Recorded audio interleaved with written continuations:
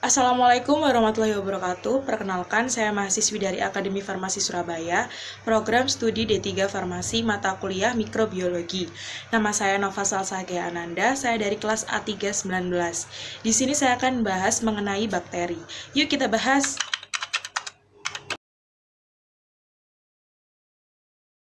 Bakteriologi sendiri merupakan ilmu yang pelajari tentang kehidupan dan klasifikasi bakteri, sel anatomi bakteri, cara kerja bakteri, interaksi antar bakteri, dan juga respon bakteri terhadap lingkungan sekitar. Nah, pentingnya kenapa sih kita tuh harus belajar tentang bakteri?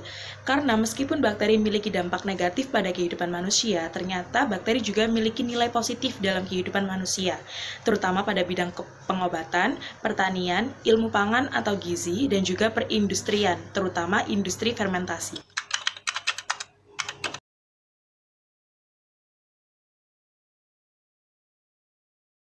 Di dalam sel bakteri terdapat yang namanya membran sel, sitoplasma, nukleoid atau DNA, ribosom, dan juga flagela. Membran sel tersusun atas lemak dan juga protein yang bersifat semi-permeabel yang berfungsi untuk mengatur keluar masuknya zat ke dalam sel. Lalu ada sitoplasma yang merupakan cairan yang ada di dalam sel, berfungsi untuk menampung atau sebagai tempat reaksi metabolik terjadi. Lalu ada nukleoid atau DNA yang berfungsi mengontrol sintesis protein dan juga pembawaan sifat dari bakteri. Lalu ada flagela sebagai alat gerak bakteri. Lalu ada ribosom yang tersusun atas protein dan juga RNA yang berfungsi untuk sintesis protein. Pada kondisi tertentu, bakteri bisa membentuk yang namanya endospora, misalkan Clostridium dan juga Bacillus. Endospora ini digunakan bakteri untuk melindungi diri dari suhu yang ekstrim menurut bakteri.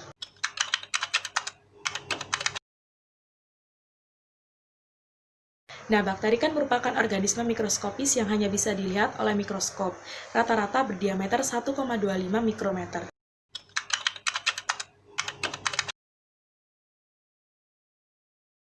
Ada 3 macam bentuk bakteri. Yang pertama berbentuk batang atau basil, yang kedua berbentuk bulat atau kokus, dan yang ketiga berbentuk spiral.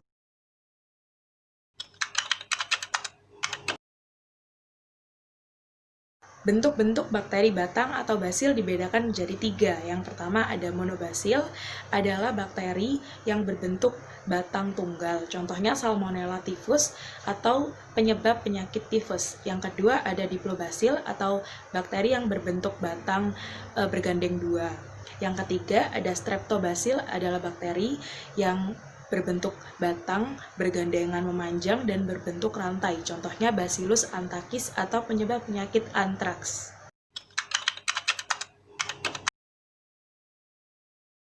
Bentuk-bentuk bakteri bulat atau kokus dibedakan menjadi 6. Yang pertama ada monokokus, yang kedua ada diplococcus, yang ketiga ada streptococcus, yang keempat ada staphylococcus, yang kelima ada sarkina, dan juga yang keenam ada tetracoccus.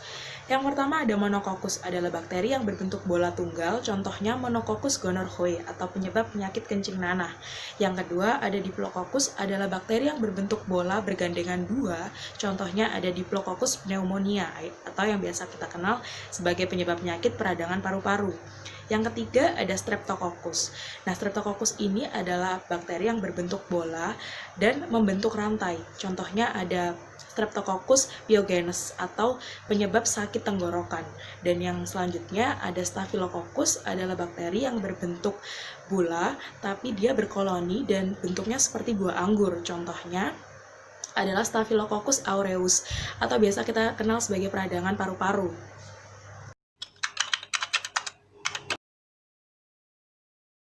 Selanjutnya adalah bakteri berbentuk spirilia, dibedakan menjadi 3, ada spiral, vibrio, dan juga spiroseta. Yang pertama ada spiral, adalah bakteri yang bentuknya seperti spiral, contohnya adalah spirillum.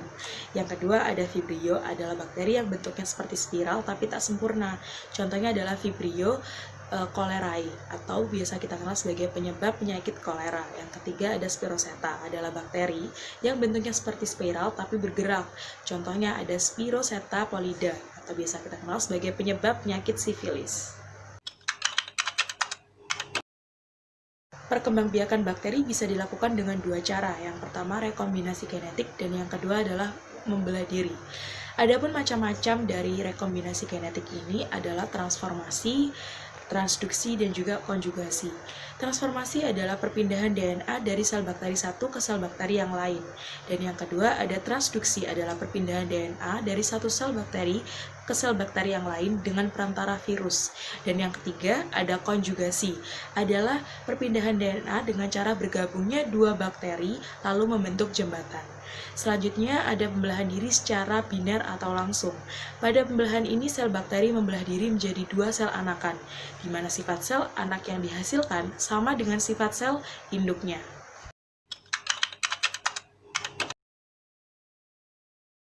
Yang pertama ada invasi, adalah kemampuan bakteri untuk menyerang dan juga menyebar. Yang kedua ada toksigenitas, adalah kemampuan bakteri untuk membentuk suatu toksin. Toksigenitas sendiri ini bisa dibagi menjadi dua, ada eksotoksin dan juga endotoksin. Eksotoksin dihasilkan dari bakteri yang masih hidup, lalu dikeluarkan dari tubuh bakteri di sekelilingnya. Lalu sedangkan endotoksin dihasilkan dari bakteri yang sudah toksin, misalkan sudah melalui lisis yang bisa menimbulkan racun untuk sekelilingnya.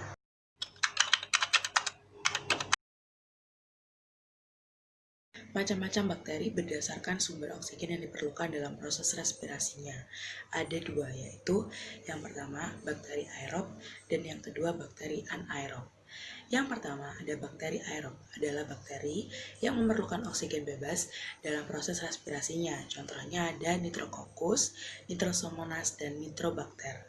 Yang kedua ada bakteri anaerob, adalah bakteri yang tak memerlukan oksigen bebas dalam proses respirasinya. Contohnya Streptococcus lactus.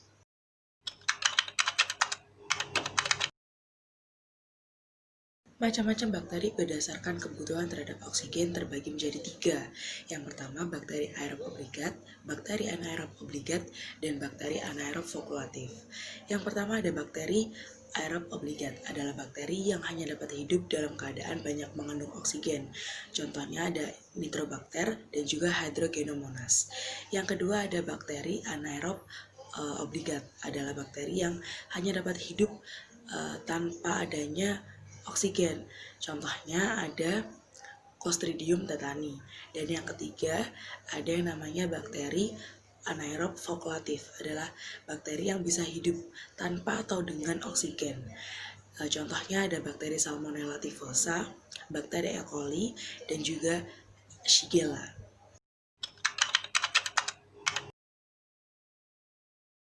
Macam-macam bakteri berdasarkan cara memperoleh makanannya dibagi menjadi dua, ada bakteri heterotrof dan bakteri autotrof.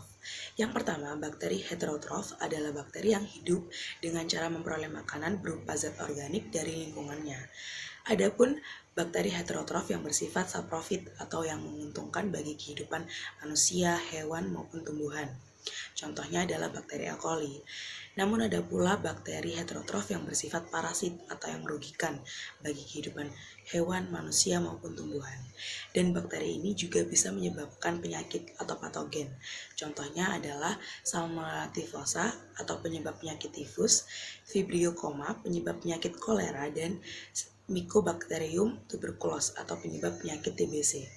Dan yang kedua ada bakteri autotrof, adalah bakteri yang hidup dengan cara menyusun zat makanannya sendiri dari zat organik yang sudah ada. Bakteri autotrof dibagi menjadi dua, ada fotoautotrof dan kemoautotrof. Contoh dari fotoautotrof adalah bakteri hijau dan bakteri ungu. Lalu pada kemoautotrof contohnya ada Nitrosomonas, Nitrosococcus, Nitrobacter, dan sebagainya. Sekian penjelasan yang dapat saya sampaikan, kurang lebihnya saya mohon maaf. Terima kasih dan wassalamualaikum warahmatullahi wabarakatuh.